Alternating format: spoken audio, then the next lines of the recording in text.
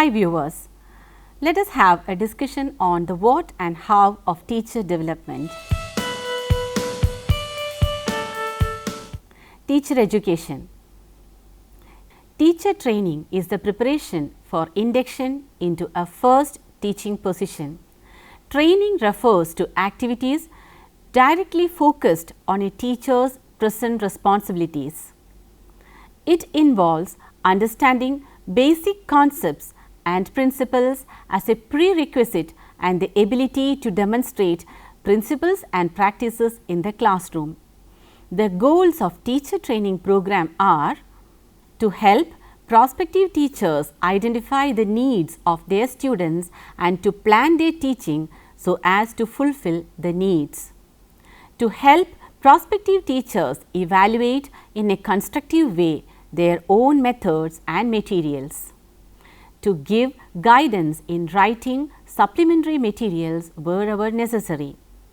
To encourage teachers to use a wider range of teaching techniques to promote meaningful language practice. To enable them plan, stage the lesson, organize classrooms, manage learners and promote maximum language learning and active communication among students.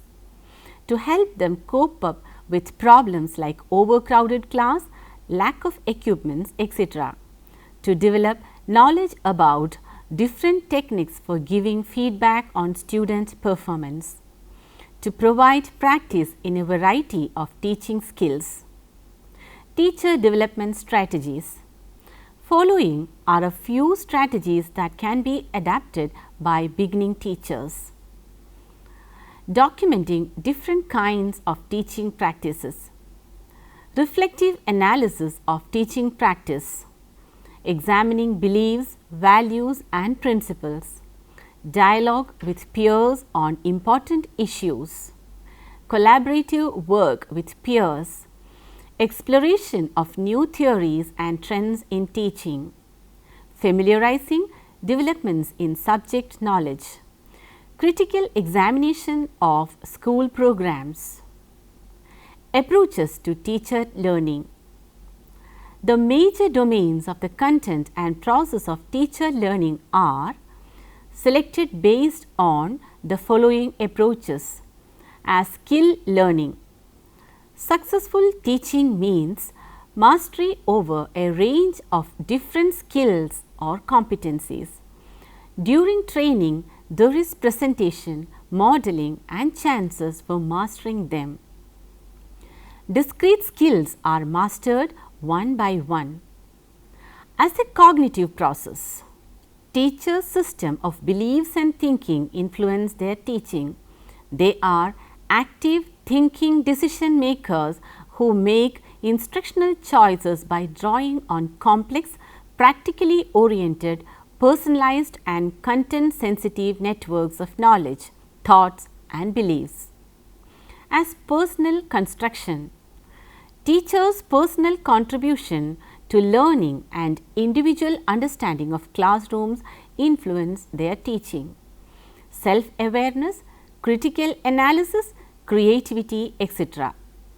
help reorganize and reconstruct knowledge and form personal interpretations. As reflective practice, reflection is the process of critical examination of experiences, a better understanding of one's teaching practice. Teachers learn from experience through focused reflection. Reflective teaching. To reflect means to throw back an image of something. Dictionary of English defines reflection as thinking about experiences, concepts, etc. for discovering and considering new relationships. It is a type of professional dialogue with oneself, of knowing about knowing.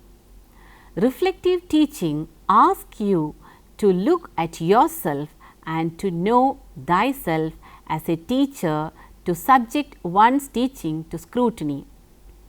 As Posner 1985 has pointed out, the combination of experience and reflection equals growth.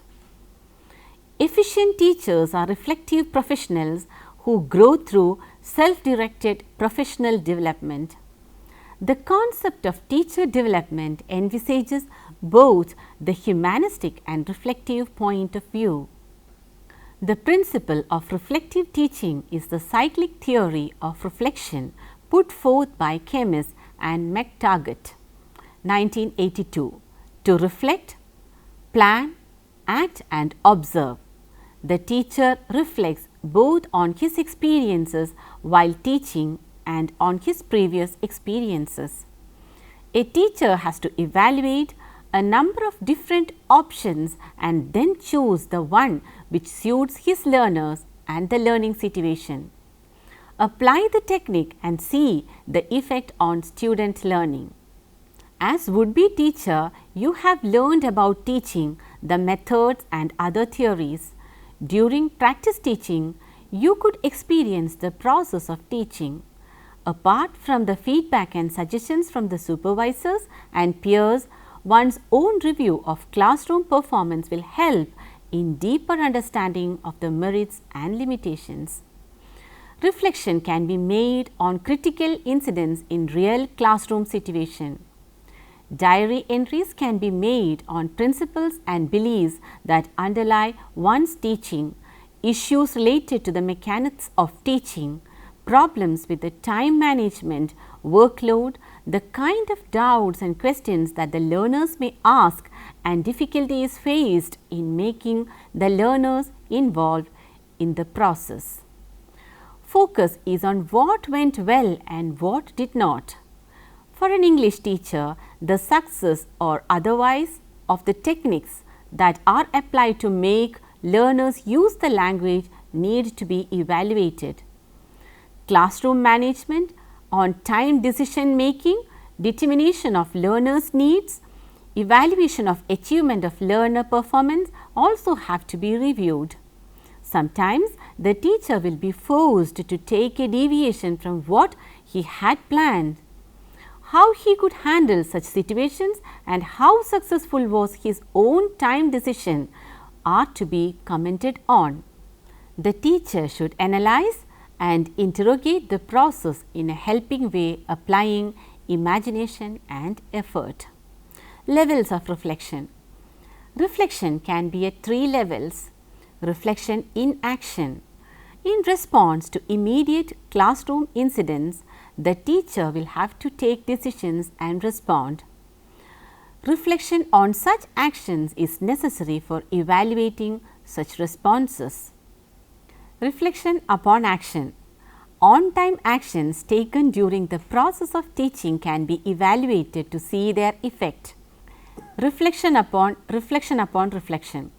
An evaluation of the above reflection will help us in future planning.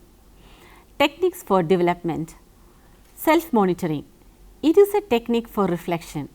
Preparing systematic lesson reports, audio recording and video recording of performance are the approaches for self-monitoring. It is initiated by the teacher himself and he judges and forms an objective account of his teaching so that he could realize the gaps, the mistakes, the inappropriateness and take decisions for improvement. A lesson report is a record of what happened in the class during the implementation stage of a lesson plan. A written narrative, checklist or a questionnaire can serve this purpose. The accurately recollected aspects of the class and their systematic documentation will be valuable guideline for future performance. An audio record and a video record also will help the teacher realize the gap between the imagined performance and actual performance. The areas that can be reflected upon include general, the deviations that the teacher made from the lesson plan, the sequence of activities, difficulties experienced by the learners, effect of the words, expressions and grammatical items used by the teacher, the successful aspect of lesson plan, points of failure, the extent of effectiveness of activities and methods, reasons for failure, remedial measures to rectify mistakes and ensure success. Specific.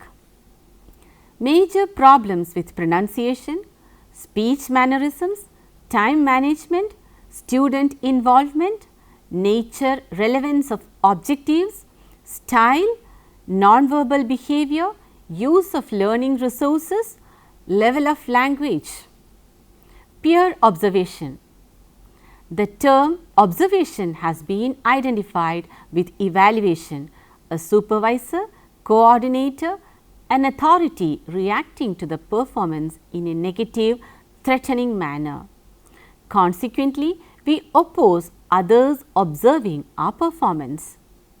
Peer observation is to be accepted positively as a technique for improved performance. The practicing teacher benefits in many ways by an observation report from an expert teacher or a practicing teacher even. The observer could also take this chance to reflect on his own teaching.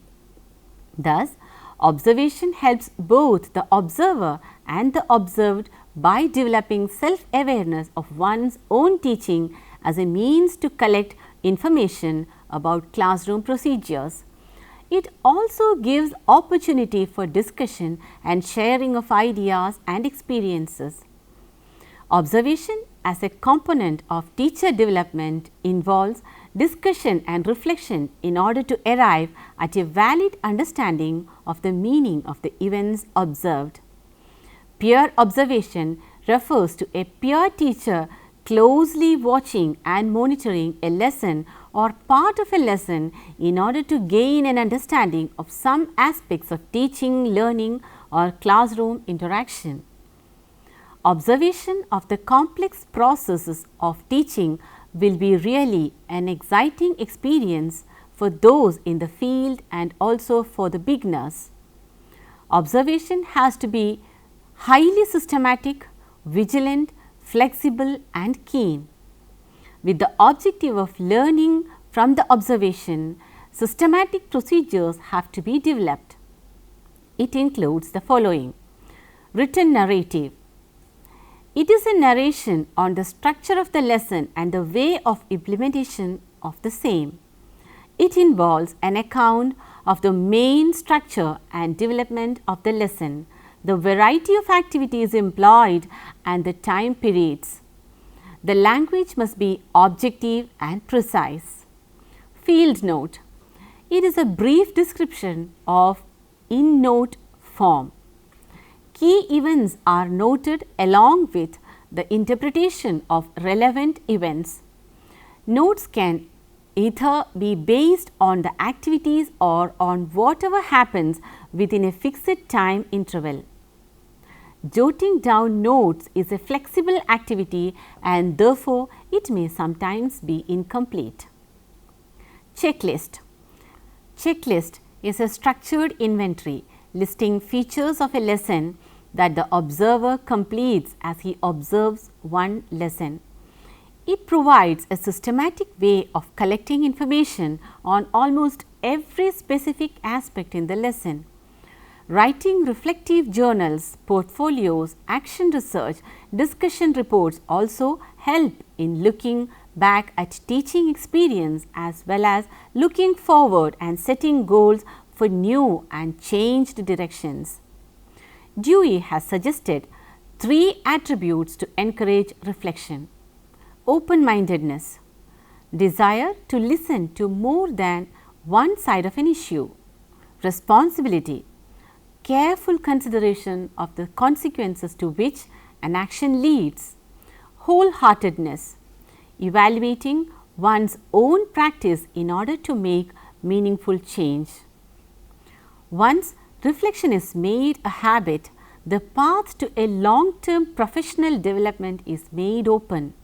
When many theories and methodologies of teaching the foreign language are underway, the English teacher, both the practicing and regular teacher, is forced to experiment with new strategies and techniques that also to meet heterogeneity in the classrooms. Systematic reflections will surely add quality and effect to our planning and execution of lessons.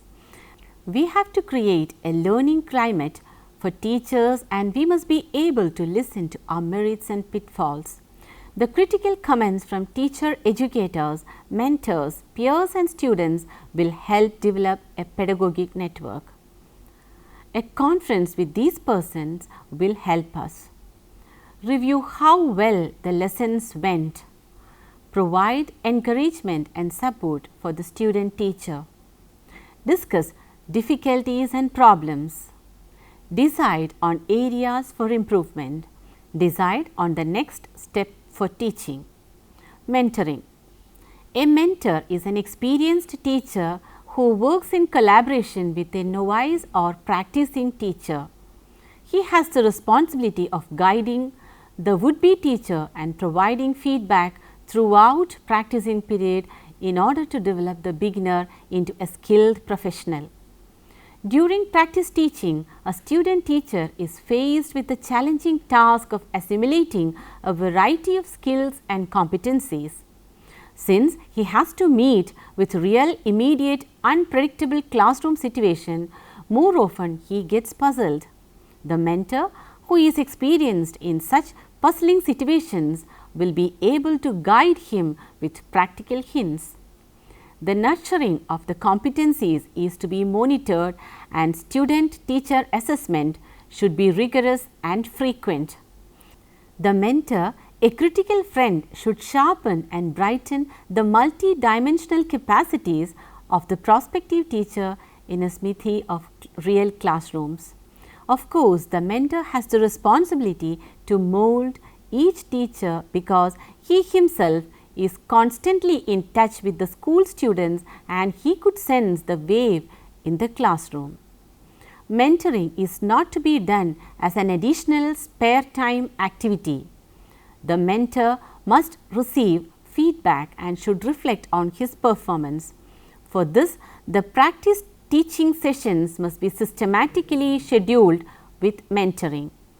The scope is to be widened to skill development, emotional support, review, discussions and future planning. With an increased number of observations, productivity of review sessions could be heightened. Of course, the level of mentoring, the attitude and approach of mentors may vary. Some may be quite close to students, yet others may be developing a distance.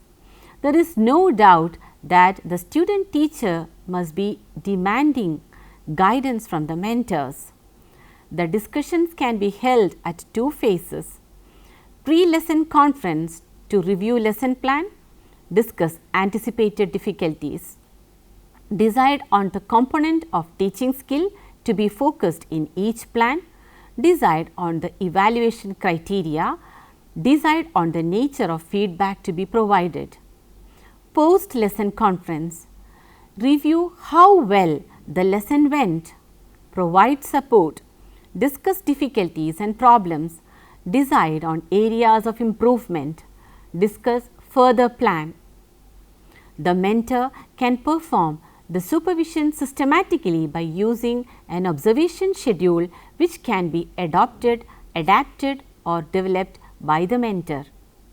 A questionnaire or a checklist on teacher competency and teaching competency also will serve the purpose. The records will form the basis for pre and post lesson conference. Thus, a mentor acts as a model to inspire and demonstrate as suggesters and as educators to realize professional objectives among beginners. He could introduce the beginner to subject expert and other educationalists in this matter.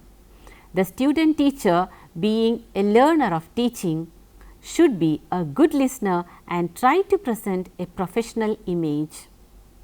Let's be pragmatic. The English teacher is the unofficial ambassador of another country.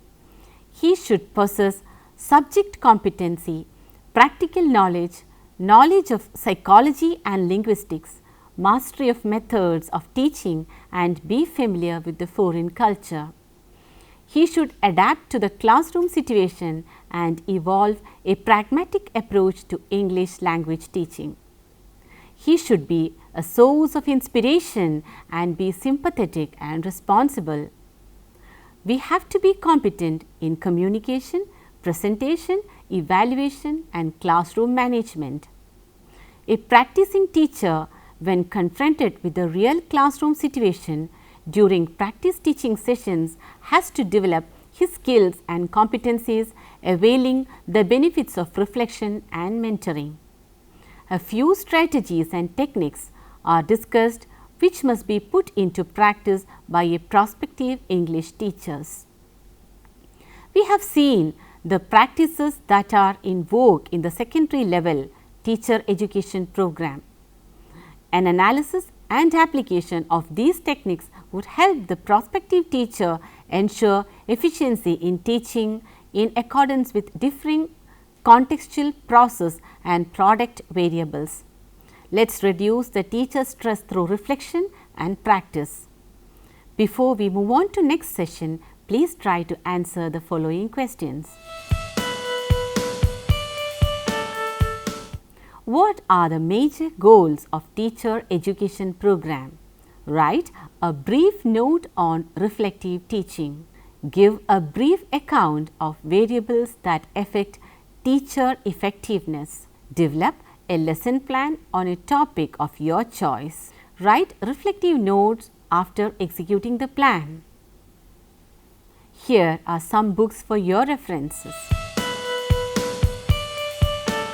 Practice Teaching, a Reflective Approach by J.C. Richards, T.S.C. Farrell, 2011, Cambridge University Press, New Delhi. Educational Teaching Skills by C. Khairako, 1998, Nasonthon, UK. A Guide to Teaching Practice by L. Cohen, L. Manion, K. Morrison, 2002, 4th edition, Routledge Palmer, New York. Mentoring and Coaching in Schools by S. Beerley, C. Pomfrey, 2011, Routledge, New York. A Practical Guide to Mentoring, Coaching and Peer Nurturing by C. S. Rotz, 2004, Farmer, London. Hope the session was resourceful for you. See you next time. Till then, bye.